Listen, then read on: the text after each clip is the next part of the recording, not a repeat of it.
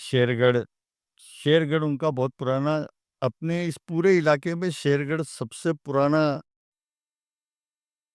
जो स्थान है। पुरातात्विक दृष्टि से देखो, पुरातत्व की दृष्टि से भी, ऐतिहासिक दृष्टि से भी, वहां पर एक जो शेरगढ़ का किला है, उस किले के जो बरखेड़ी दरवाजे से घुसते हैं, तो घुसते ही वहां पर दाईं साइड में दीवार के अंदर एक शिलालेख लगा हुआ है, जो नागवंशी राजाओं का 8वीं शताब्दी का शिलालेख है, जो संभवतः अपने इस इलाके में सबसे पुराना शिलालेख है। अच्छा, जिसके अंदर नागवंशी राजाओं के द्वारा उनकी पूरी उनका वर्णन है, उनकी वंशावली का वर्णन है। और उसमें इस स्थान को कोषवर्धन बताया गया है। अच्छा, और कोषवर्धन के साथ साथ वहां पर 4 कोस पूरब में एक बौद्ध विहार की स्थापना करने का भी उल्लेख मिलता है, लेकिन वो बौद्ध विहार अभी कहीं पर दिखने में नहीं आता है। अच्छा।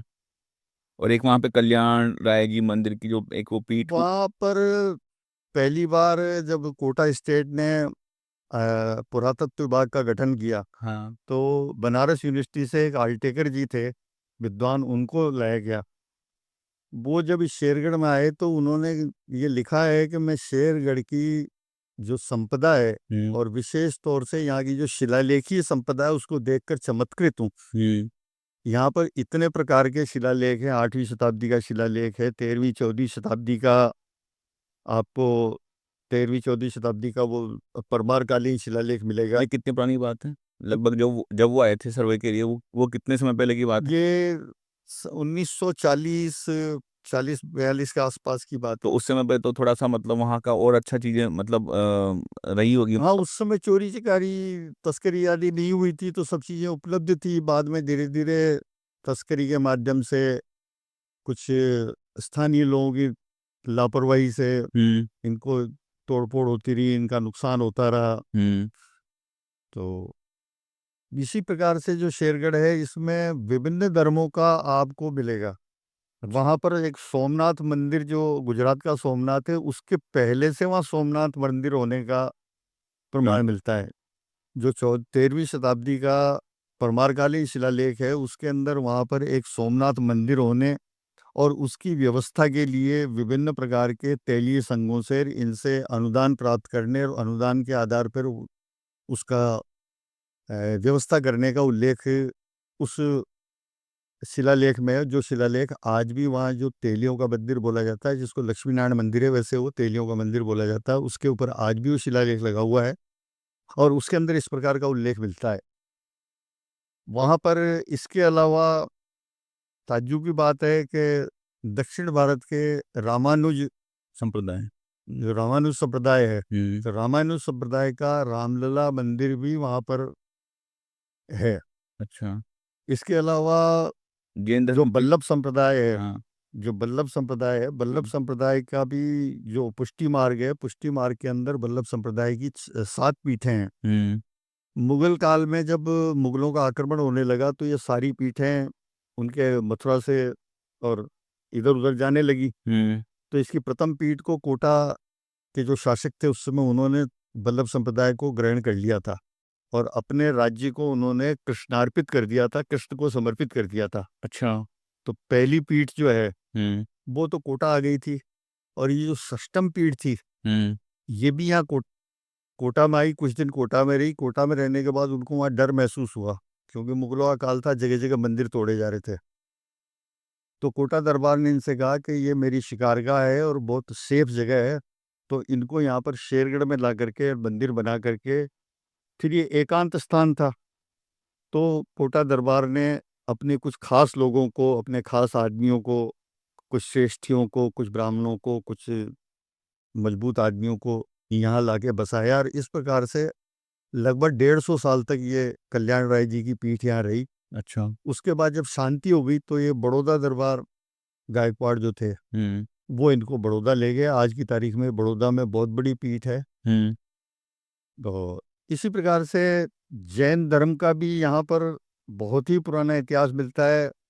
आप ताज्जुब करेंगे कि ये जो खानपुर के अंदर चांदखेड़ी का जो मंदिर है, अच्छा जैन मंदिर है, विशाल जैन मंदिर है, जो अच्छे क्षेत्र है, इसके अंदर जो 7 फुट ऊंची जो आदिनाथ भगवान की प्रतिमा है, वो प्रतिमा भी शेरगढ़ के पास ही एक जगह है पाडाको, अच्छा। तो वहाँ से ले जाई गई है। हम्म। और पाडाको से एक और याद आया कि पाडाक शाह करके कोई वहां पे व्यापारी थे क्या हाँ, इस प्रकार का एक एक पाडाशाह नाम से एक व्यापारी हुए हैं जो पाडों के माध्यम से व्यापार किया करते थे। पाडे तो उस मतलब गणेश जमाने के बच्चे। हाँ, उस जमाने में कोई वाहन इत्यादि तो चलते नहीं थे, हाँ। न कोई ज्यादा रोड्स थी, हाँ।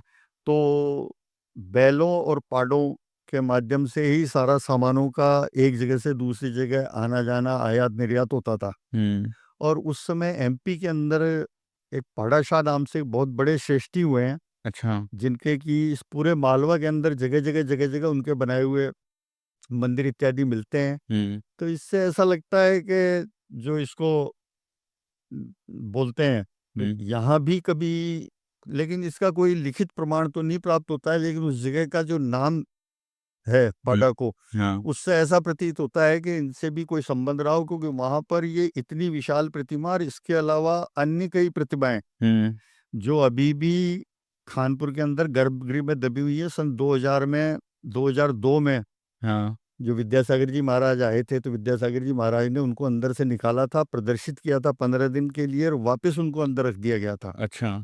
इसी प्रकार वहीं पर पहाड़ी पे लगभग 100 फुट की ऊंचाई पर एक गुफा बनी हुई है। उस गुफा के अंदर भी पिछली दीवार के अंदर मूर्तियां बनी हुई हैं। भूली रानी की गुफा। भूली रानी की गुफा। नहीं, वो तो भूली रानी की गुफा तो एक अलग है, वहां तो जाया ही नहीं जा सकता है, सामान्य आदमी नहीं जा सकता है। अच्छा। लेकिन ये गुफा तो वहां पर एक काले शाह की दरगाह बनी हुई है। अच्छा। काले शाह की दरगाह के बगल में ही ऊपर पहाड़ी पे जब थोड़ा सा ऊपर चढ़ते हैं, हम्म। तो वहाँ पहाड़ी पे 60-70 फुट ऊपर जा करके एक दो गुफाएं हैं बड़ी सी। हम्म। उन गुफाओं के अंदर चट्टान के ऊपर ही मूर्तियां उकेरी गई हैं। अच्छा। कई मूर्तियां थी, कुछ मूर्तियां वहां से ले जाई गई हैं, कुछ के अवशेष बच रहे हैं। हम्म। लेकिन वो जो 3 मूर्तियां हैं वो दीवार के अंदर बनी हुई हैं, और वो आज भी वहीं पर बनी हुई हैं। तो इससे उसके लिए प्रतीत होता है कि प्रशासन। यहाँ कभी जैन धर्म का भी अच्छा। बहुत प्रचार प्रसार रहा है। इसी तरह से अंदर भी वहाँ एक 3 मूर्तियां, जैन धर्म के 3 तीर्थंकरों की मूर्तियां बनी हुई है, जिसके लिए ऐसा कहा जाता है कि किसी सोलंकी राजपूत ने उनका निर्माण कराया था। हाँ। उनके सामने एक छतरी बनी हुई है, उस छतरी के अंदर भी 16वीं शताब्दी और 17वीं शताब्दी का शिलालेख मिलता है, जिसमें किसी जैन संतों के आने का और उनके वहाँ पर रुकने का भी उल्लेख मिलता है। इस पूरे एरिया में वैसे जैन जैन धर्म के काफी मतलब मूर्ति और प्रमाण देखे गए हैं। हम्म तो जैसे अभी जो भूली रानी की जो गुफा है वो भी जैन धर्म की है या किसी अन्य धर्म से संबंधित। नहीं, उसके बारे में कोई ज्यादा खोज नहीं किया, क्योंकि उस पे अभी भी सामान्य जन उसके अंदर नहीं जा सकता है। भूली रानी की गुफा नदी के अंदर एक कंदरा है, हाँ। बहुत बड़ी गुफा है, अच्छा। और उस पे पहुंचना कोई आसान नहीं है। हाँ। तो उस गुफा में ऐसे कोई वो नहीं मिले हैं। एक मूर्ति जरूर है वहाँ जो ब्रह्माणी की प्रतीत होती है, वो त्रिमूर्ति है, हाँ।